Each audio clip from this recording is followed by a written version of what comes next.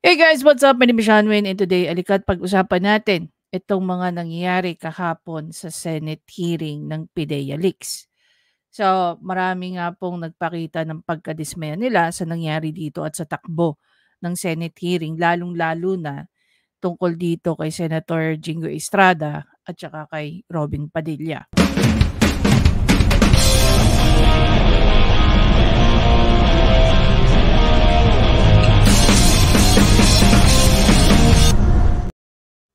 Eto guys 'no, ayon sa clamor ng mga netizens, ano raw ang karapatan ni Senator Jingo Estrada to question the credibility of, a person na accused pa lang, while siya raw ay isang convicted ng bribery, okey.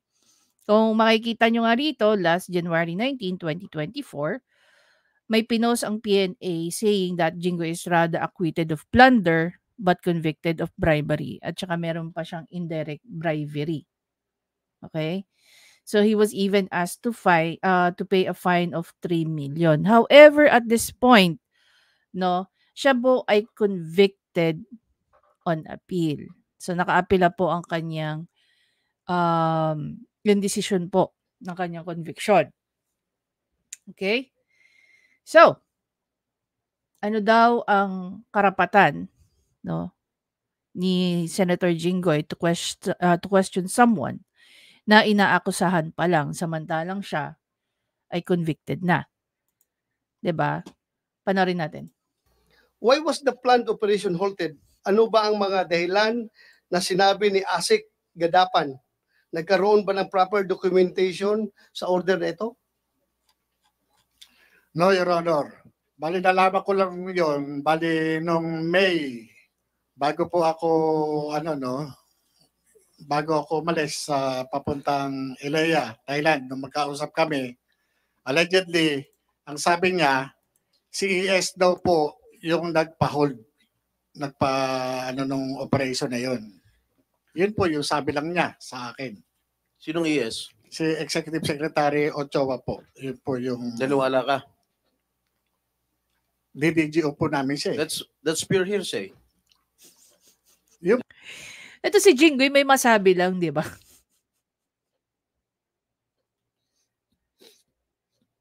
Ang tanong diyan, ito bang si Morales may direct access kay kay ES at that time? So pag inutusan, ito lang 'yan guys, no. Kung halimbawa yung superior mo, inutusan ka na 'wag mong gawin 'yan. Hindi ba nakakainsulto kung pupunta ka sa GM mo at sasabihin mo, "GM, totoo ba 'tong sinabi mo na 'wag kong ituloy itong pinagagawa?" Dapat ba gano'n? 'Di ba? Hindi kaya nakakabastos o nakakainsulto sa superior mo? Na kailangan mo pang i-verify? 'Di ba? Only because sinunod mo yung sinabi ng superior mo na pinapasabi di umano na mas mataas sa kanya. So, dahil may doubt ka, may trust issue ka dun sa sinasabi ng amo mo or ng boss mo, pupunta ka ngayon dun sa mas boss sa kanya. Yun ba yung gustong i-ano rito ni Senator Jinggoy? Yun po yung Naniwala sabi ka? niya. Naniwala ka ba? Yun po yung sabi niya sa akin, Your Honor. That's right. That will not stand in court. That's pure hearsay. Your Honor, yun po yung sabi nung aking... Kaya nga, sabi nga, that is pure hearsay. Well, sinunod niya, ito yun sinunod niya yung sinabi nung boss niya, ng superior niya. End of story. Kung sino nag-utos sa kanya, doon sa boss niya, hindi niya na problema yon. Pero kasi binanggit na si ES Ochoa ang nagsabi. So parang kasalanan pa ni Morales yun ngayon? That will not stand in court. Wala naman po ako magagawa kung ano po yung sinabi niya. Basta ang sinabi niya, tigilan niyo yan. Sabi niya ganun, mapapahamak tayo dyan. Hindi, Sino nagsabi? Si ASIC Gadapan po. Namatay na. Hindi ko po alam. Dito ko lang po kay Senator Bato nalaman po. Ginagamit po pa yata yung patay. No, Your Honor. No, Your Honor. Yun po yung nangyari po nun. Saan niya nakuha yung informasyon na yun? I'm sorry, Mr. Chair, for interrupting you. Yes, go ahead. No problem. Saan mo nakuha yung informasyon? Na, Where did your superior get the information? Na namatay po. Involved na sinasabi ni ES na tigilan na yan? kay Asik Gadapan nga po. At hindi lang po yun.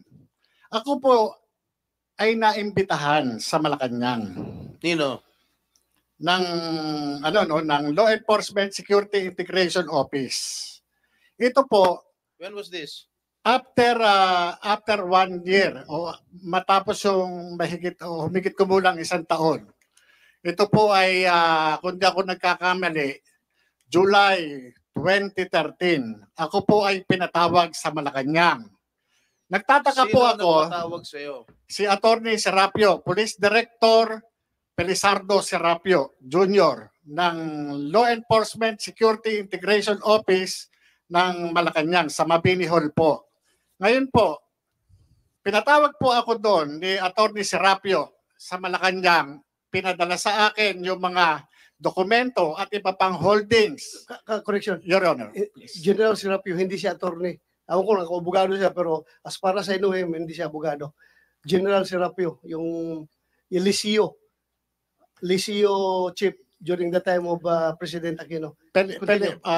Pelizardo Serapio po. Pelizardo Serapio. Opo. Class 78. Yeah. Yan po ay nagpatawag sa akin. Ngayon po, nung pinatawag ako po doon, nag-report po ako doon.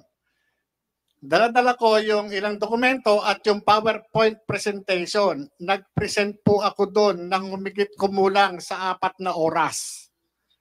Kung pwede po natin ma-check doon na ako ay nagpunta mismo doon sa lesyo na yon. Kung saan i-report ko, i-brief ko sila doon sa mga ongoing projects na ginagawa namin. Pati yung mga hindi natuloy o pinigil na mga operasyon ng PIDEA. Nagtataka ako, bakit ako ang pinatawag? Ordinaryong ahente lamang po ako ng PIDEA.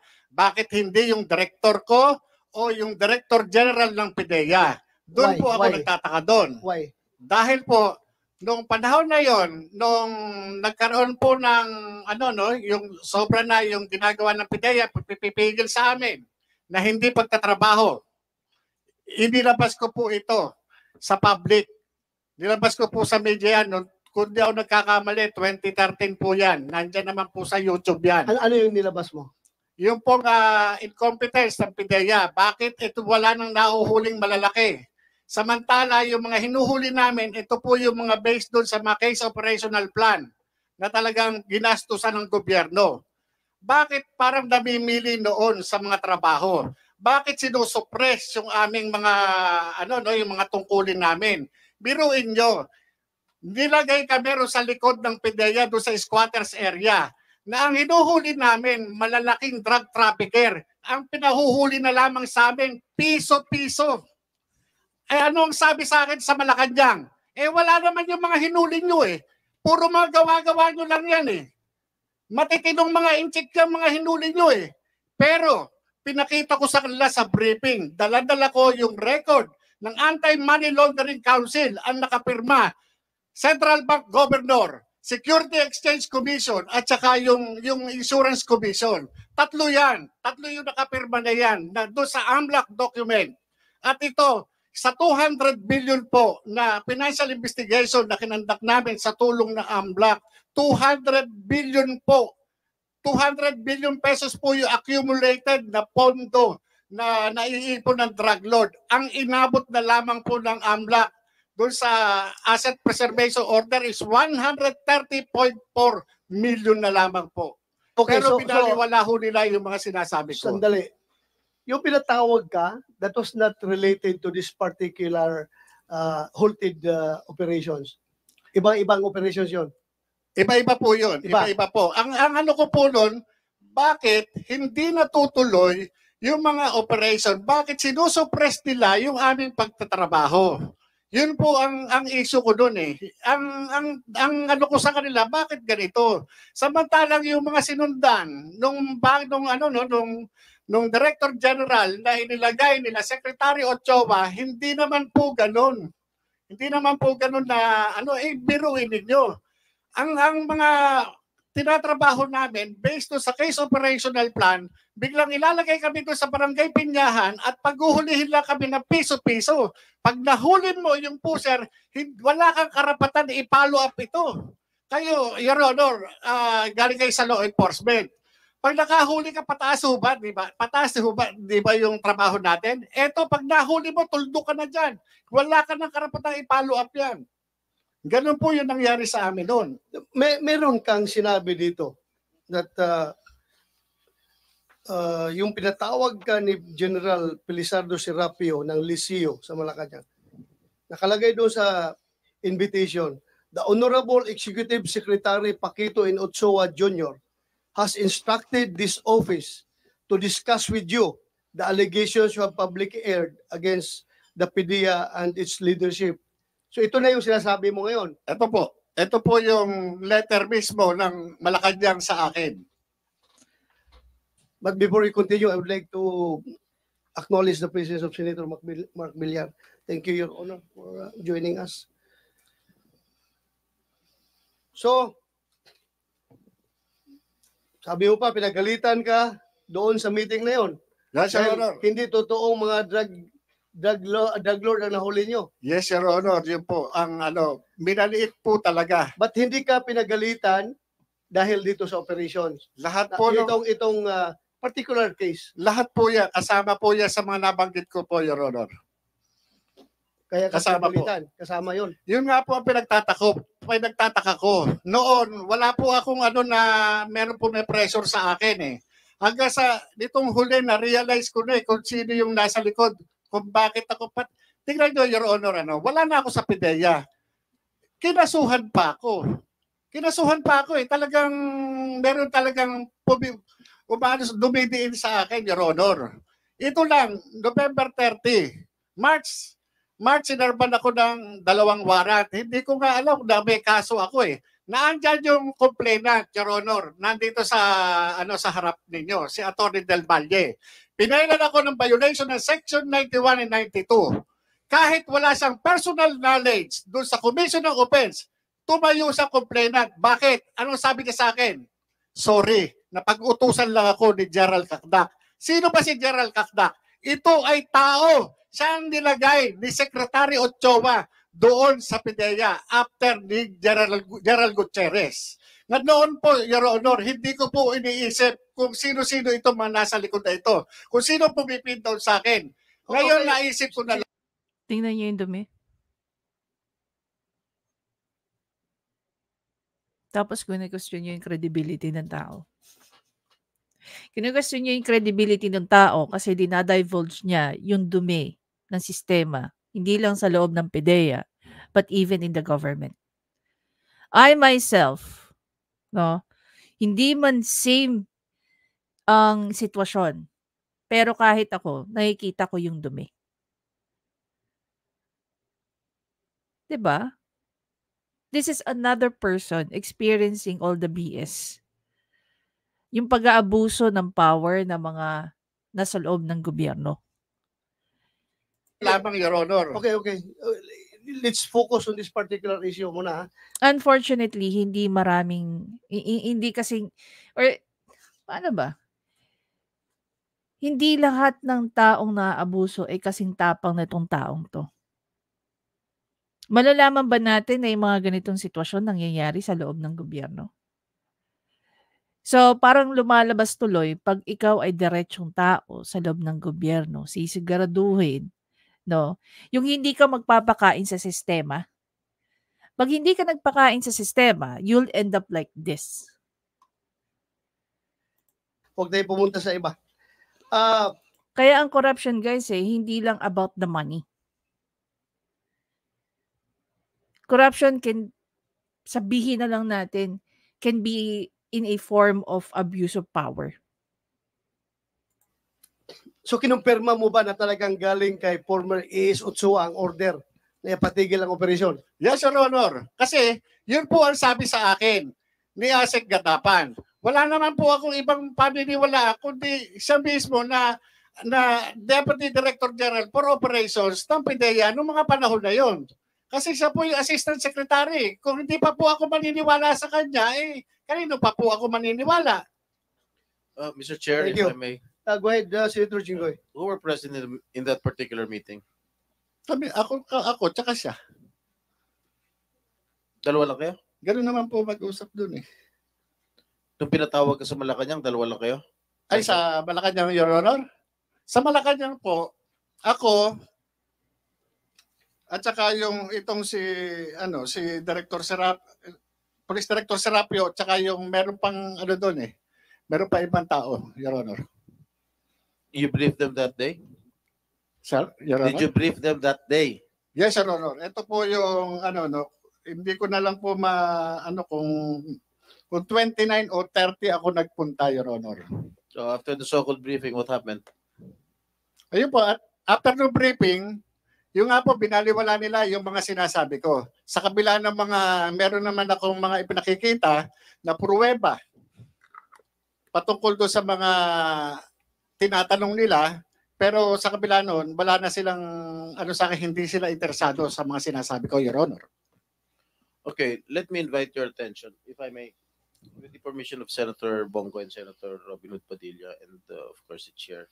Let me invite you to who you are. Yes, Your Honor. Here comes the BS.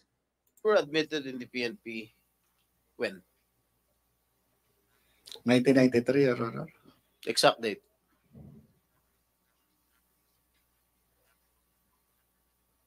Hindi ko na...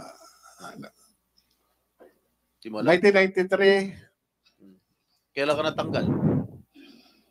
saan, Your Honor? Ha? Saan po, Your Honor? From the service. Sa PIDEA po. PNP. Sa PNP po, yung sinasabi po ni General Lasso. Just answer my question. Kailan ka natanggal? When were you dropped from the rolls of the Philippine National Police? Madrap po ako, hindi ko na po matandaan, Your Honor. Wala po sa akin yung dokumento ngayon. Unless, Your Honor, Ilan taon ka nandito po nagservisyo yun. sa police? More or less 16 or 17, Your Honor. 17 years? According to the information that I have received, you were dropped from the PNP on April 25, 1994.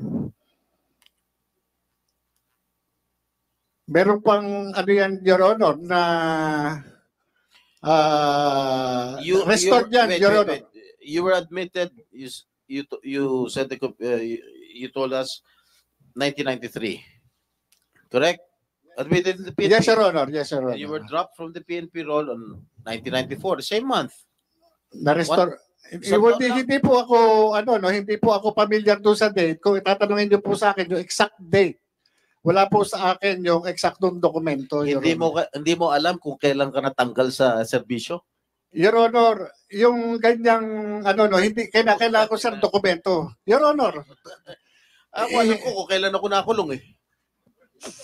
Yun po, Your Honor, sa inyo. Hindi mo alam kung kailan ka na-drop sa PNP? Totoo po. Kasi kung pagbabasihan po natin ang dokumento, Your Honor, ang pagsagot kahit saan mang pleading, Your Honor, bumabase ako doon sa dokumento, Your Honor. Hindi lahat ng pagkakataon, Your Honor, makakabisado ko yung mga dokumentong matagal nang nakalipas. Kung ano man yung pangyayari na matagal nang nakalipas, hindi lahat po yun makakabisado ko o maaalala ko. Depende po, kung meron po akong reference na document, maaari ko po kayong masagot ng diretso, Your Honor. Alam mo, imposible hindi mo alam. Alam mo nga kung kailan ka na-admit sa PNP, hindi mo alam kung kailan ka na-dismiss. Your Honor, sandali lang. Alam mo na na-admit ka noong 1993, hindi mo alam kung kailan ka na-dismiss sa PNP. Your Honor, the following year na-dismiss ka na. Your Honor, yung sinasabi nyo drop, magkaiba po yung drop doon sa dismissal. Okay. You were dismissed a few months after, 1994 then. Your Honor, yan pong ng PNP na yan, na-restore po ako sa full duty status. Meron naman po yan dyan na kung i-recall ko, ako ay na-restore sa full duty status. May mga may mga dokumento na nandiyan, Your Honor. Tell me the reason why you were dismissed. Dismiss or drop, Your Honor? Drop, Your Honor. Give me the reason why you were dismissed from the service. PNP. Nakasakit po ako noon yan, Your Honor . Yan yung naging basis ko noon. Your Honor, nagkaroon ng misappreciation of facts. Yan po yung naging ano ko doon sa PNP noon. Kaya nagkaroon ng restoration to full duty status. So,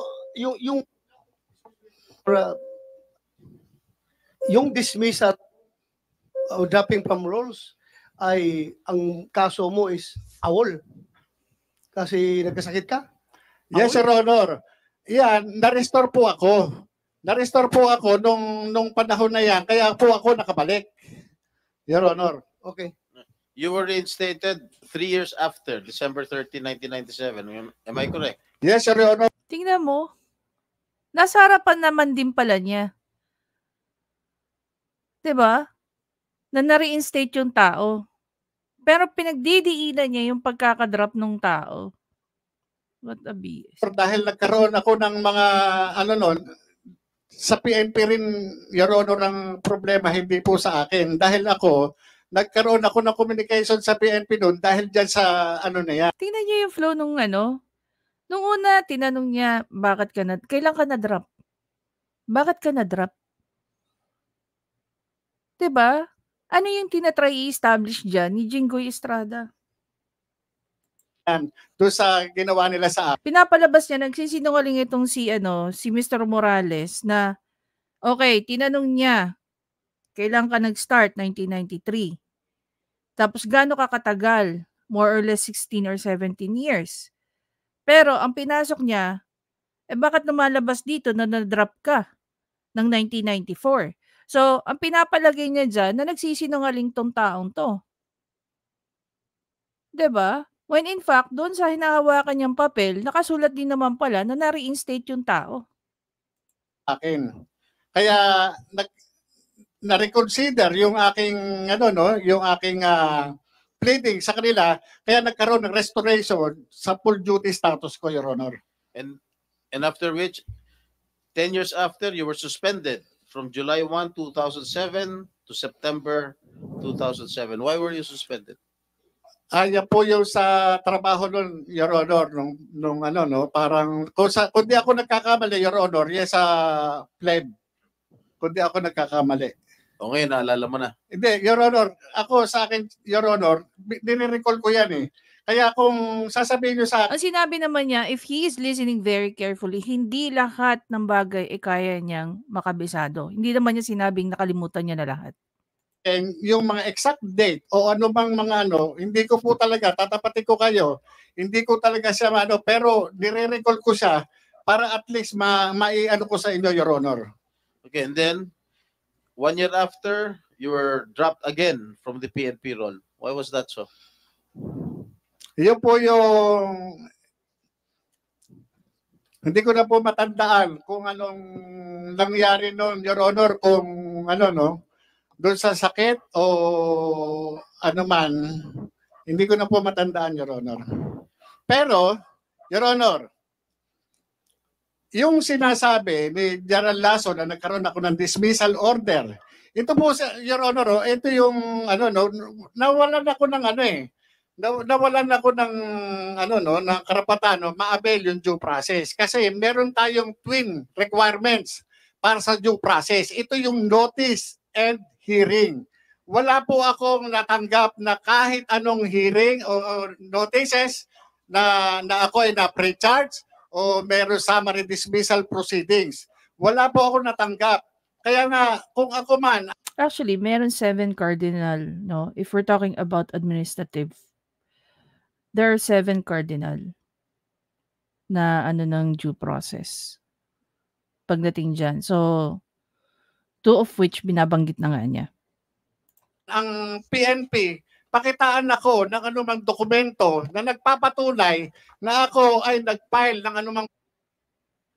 Ito yun guys, kung pag-uusapan natin yan, based sa sinasabi dyan ni ngayon. So, there are 7 cardinal rules of administrative due process. So, number 1 of which, right to hearing, which includes the right to present one's case and submit evidence in support thereof. Number 2, tribunal must consider the evidence presented.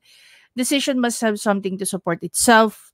Evidence must be substantial. Decision must be rendered on the basis of evidence presented at the hearing of at least contained in the record and disclose of parties. Tribunal of any of its judges must act on its own on his own independent consideration of the facts and the law of controversy, and not simply accept the views of subordinate in arriving at a decision. And lastly, board or body should in all controversial question render its decision in such manner that the parties to the proceeding will know the various issues involved and the reason for the decision. This is ang Tibay versus CIR. Okay? Actually, this has been simplified to 4. Okay? Ito yung mga bagay na kino-consider during an administrative case. Okay? Balik tayo. Kontrahin yung anumang sinasabi sa akin doon sa pre-charge o anumang summary dismissal proceedings. Wala po eh. Kasi hindi ko po na-avail yung due process na yan. Yung sinasabing ganyan. Dahil nung panahon na yan, nag-re-entry na po ako sa PIDEA ng 2009. So basically rito, obvious na alam ni Morales yung mga karapatan niya. Well, pulis siya eh. So we expect that, no? Wala po ako natanggap niya. Kaya yung ano na yan, sinasabing order ng PNP na dismissal order, eh hindi po, wala po akong ano dyan, walang due process na akong binigay sa akin. Nung hinire ka ng PIDEA, you misrepresented yourself that you misrepresented to PIDEA that you do not have any unbroken service in the PNP from 1993 to 2008. And you did not disclose that you were dropped from the PNP role on April 25, 1994 and August 28, 2008. And you were dismissed from the service on November 7, 1994 and was suspended from July 1, 1997 to September of 2007. Your Honor, doon sa pag-accept. Alam mo, sa totoo lang, itong mga dinadivulge ni Senator Jinggoy, dito mo makikita rin yung pangit at saka baho ng PNP na ginagawa nila sa sarili nilang mga tao. 'Di ba? So we have no idea kung gaano karaming pulis din ang dumadaan sa ganitong klaseng senaryo. Natikom ang bibig dahil takot mawalan ng trabaho o takot mapag-initan. Sa akin ng recruitment committee ng PIDEA, hindi mapapalusutan si General Juniso Santiago. Kaya nga ang sinasabi ko, inaano ko rin kay General Lasso, ang ibig bang sabihin, mas magaling siya doon sa kanyang upperclassman na si General Juniso Santiago na 4-star General sa Armed Forces of the Philippines? Kasi tinanggap po ako ni General Santiago at yung mga hinihingi po sa akin, nag-comply po ako. Paano po yun? Service record kasama po yun. Hindi po pwede na hindi ako magde-declare na kahit ano pa man dahil magre-reflect yan sa service record. Pangalawa, yung mga clearances. Kasama po yan doon sa recruitment process. Hindi po ako i-appoint ng Philippine Drug Enforcement Agency kung ang aking mga dokumento ay kamas-kamas. Alam naman po natin na si General Santiago hindi po basta-basta mapapalusutan yan. Kaya sandali lang. Kaya nga hindi mo nga sinabi yung katotohanan. Sinabi po, Your Honor. Na-dismiss ka sa Opo, PNP. dahil nga po, meron akong kaya tinawag po nila ako, nag-comply po ako. Siguro may backer ka. No, Your Honor, hindi po sa backer. Wala po akong backer. Nag-comply po ako. Alam mo, nakakatawa, no? Kasi yung anak nito ni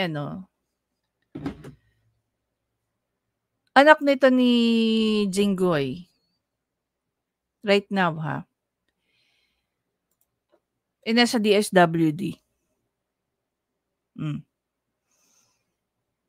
Sinasabi ba ni Jinggoy na may backer yung anak niya kaya nakapasok sa gobyerno? 'Di ba? Hindi ba pwedeng qualified lang sila kung bakit sila nakapasok sa gobyerno, kung bakit sila inappoint, kung bakit sila hinire? Imagine niyo lahat ng sinasabi ni Jinggoy dito, nagba-bounce back sa kanya. 'Di ba? Kung ano man yung requirements, Your Honor. Dahil kung ako ang PIDEA at alam kong meron kang mga... Well, hindi ikaw ang PIDEA eh. At hindi ka siguro makakwalify sa PIDEA. That's one.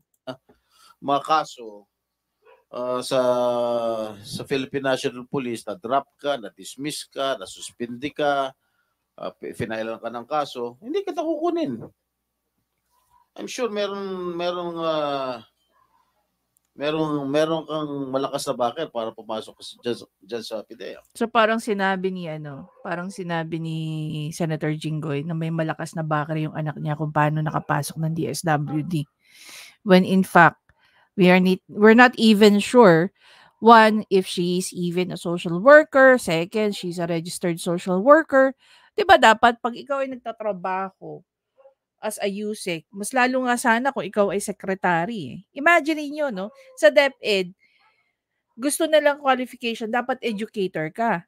Pero sa iba't ibang klaseng cabinet secretary post, hindi nila nire-require. Halimbawa na lang ang DSWD.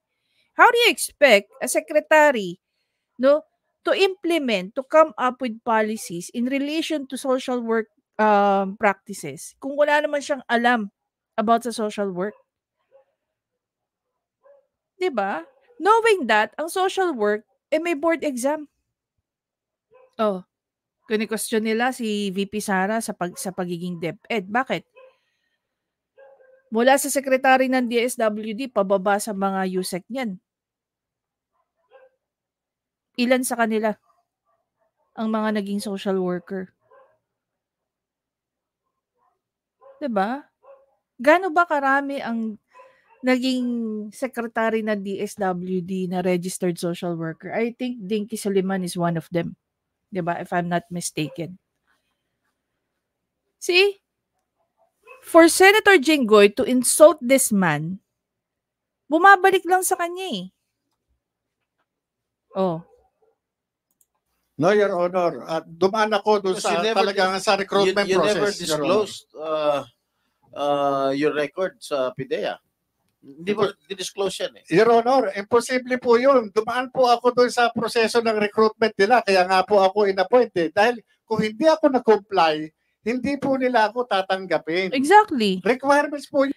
Ako guys, galing din ako ng recruitment. First job ko ang recruitment. Na-burnout lang ako kasi naging paulit-ulit lang yung ginagawa ko. Hindi na ako nag-grow, wala akong natututo. Parang, I want growth. No, I want growth. So, naging paulit-ulit lang, no, yung administrative work. Kaya di rin ako pwede sa mga administrative work eh.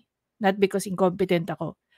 I easily get bored pagka paulit-ulit na yung ginagawa ko. Anyway, sa HR guys, meron tayong tinatawag na background investigation na ginagawa. Though it's not a government institution, it's a private institution, pero nangyayari po yan. Wherein we call the previous employers and we ask about the applicant. Okay? Maliban sa ano. Now, if you were able to pass the background investigation, then that's the time that we process the application. Kailangan clear ka muna. Even to the point that if we need to call PNP or NBI just to verify. But that's a rare thing. Normally, tinatawagan lang namin yung mga previous companies kung saan siya nag-work. 'Di ba? Yung batas po yun. Hindi po pwede na yung recruitment committee i-violate nila yung procedure. Hindi po pwede. At saka, Senator Jinggoy, karamihan ng mga initial na mga personnel ng PIDEA were coming from the PNP. Kaya imposible makapagtago ito ng kanyang identity doon sa mga pulis na nandoon sa PIDEA kung ito yung mga kaso niya, hindi niya dinidisclose. Your Honor, tama po yun. Kasi nung panahon na yun, kung di po ako nagkakamali, ang hepe o acting director ng Human Resource Management o yung admin ng PIDEA ay police. Police Commission Officer, Your Honor. Imposible ho na magano ako ng mga anumang itatago ko dyan, hindi po pwede. At yung IIS, Your Honor, na nagkakandak ng background investigation, panay police. Hindi po pwede lulusot po ako. Sigurado ko, kung iskalawag ka na pulis, lalong-lalo na PIDEA papasukin mo, mukhang malabo siguro. Mukhang siraulo ang PIDEA kung tatanggapin ka. Kung exactly. I agree iskalawag with ka you. na pulis. I agree Yung with Your Honor, ang sinasabi ko, doon kay General Lasso, ibig sabihin, mas magaling kay Gerald Juniso Santiago, sa military parlance, Your Honor, at saka sa police parlance, ang tawag doon magano kupal. Your Honor, si Gerald Santiago, patawarin niyo po ako doon sa words ko. Pero yung po yung military parlance at saka police parlance, pagka ang isang opisyal, hindi magan ng tawag diyan. Your Honor, tinong opisyal ni Gerald Santiago. Ano tawag? Magan, Your Honor. Magang? Magan. Magan or kupal, Your Honor. Totoo ba yan, Mr. Chair? Yes, magan, stricto. Ibig sabihin ng magan, stricto. Kupal, yung wala. Kurap na opisyal. Yan yun. Yes. Your Honor, after no 30 April, Your Honor, may nagpunta sa akin sa bahay. Okay, that's a different story now. And here, no, I found this post coming from an Edgardo Sikat. Okay? So, dito pinakita niya, ito yung sinasabing, balikan muna natin to. Ito po ay inaayos ako. Allegedly, by the camp of a certain James Kumar and Lisa Marcos through a common friend named Eric Santiago alias Picoy. So, pag-uusapan natin yan. Pero bigyan ko lang kayo ng preliminary Sino kasama ng James Kumar? Diba? O sabihin na lang natin, okay, sabihin na lang natin nagpa-picture lang. Obviously, itong James Kumar, very much connected sa mga politician. Majindar James Kumar as named earlier. James Kumar with FL. James Kumar with Cheese. Senator Cheese. With Senator Jinggoy. Senator Bong. Congresswoman na with PBBM.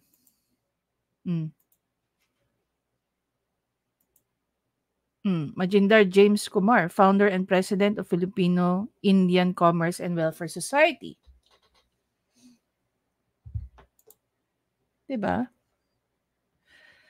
This man is very well connected.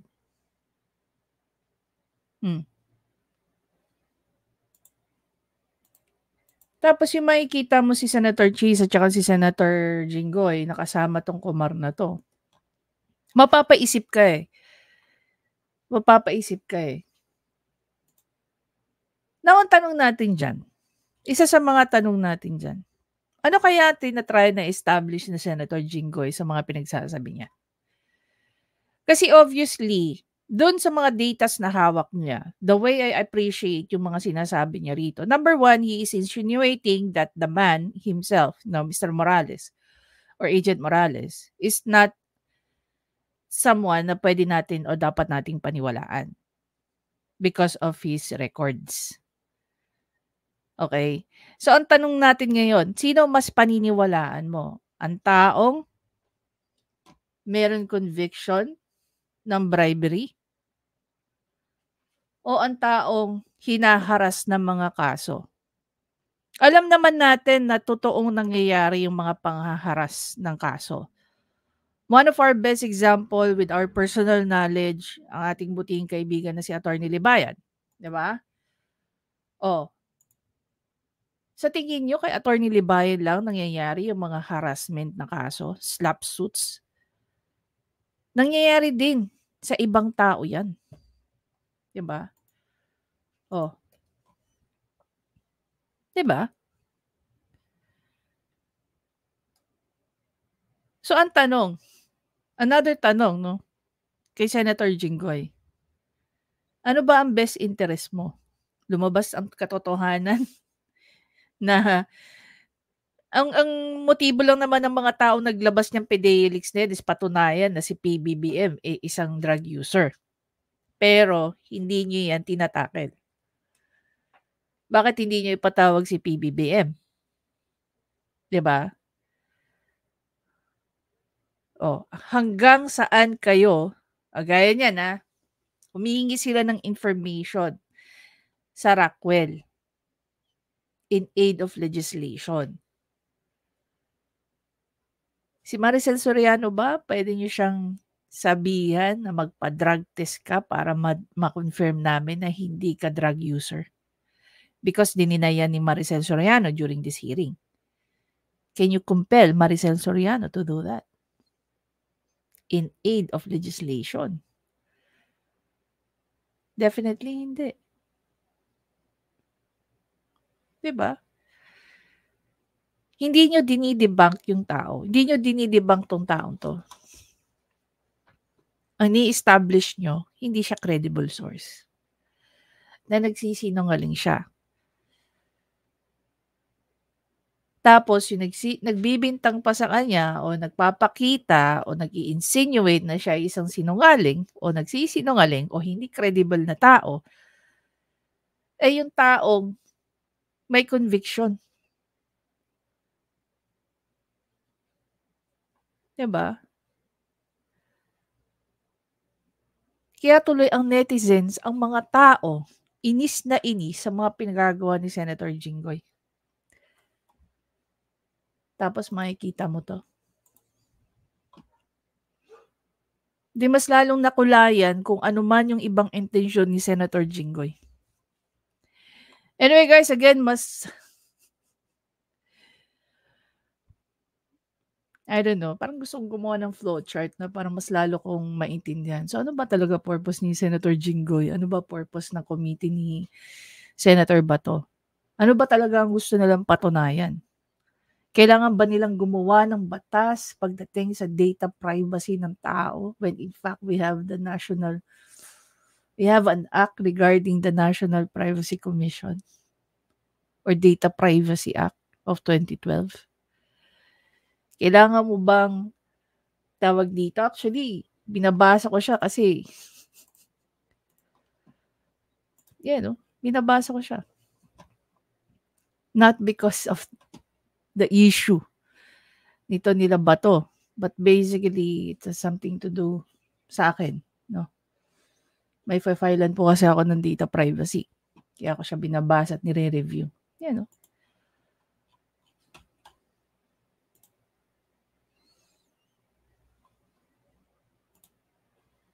Anyway guys, again, maraming salamat sa panonood. Please don't forget to subscribe, like, at i-share niyo na rin, no? Kung meron kayong ibang twist, ilagay niyo sa comment section para pag-usapan natin. Maraming salamat. And I'll see you in the next video. Bye guys.